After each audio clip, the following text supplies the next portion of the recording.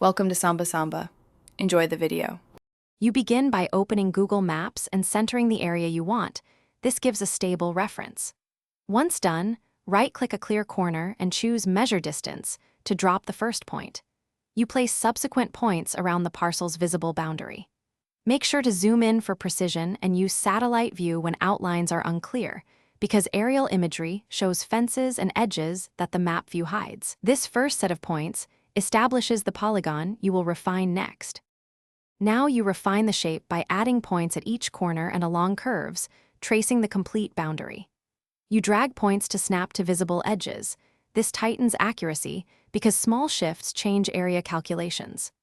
Once you have the rough polygon, toggle satellite, and map views to reconcile trees, fences, and roads.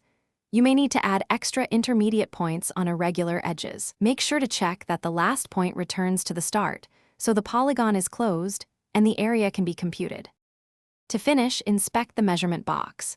Google Maps shows the total distance and area for your closed polygon.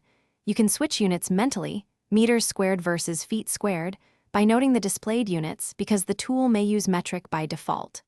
Once satisfied, screenshot or copy coordinates for records.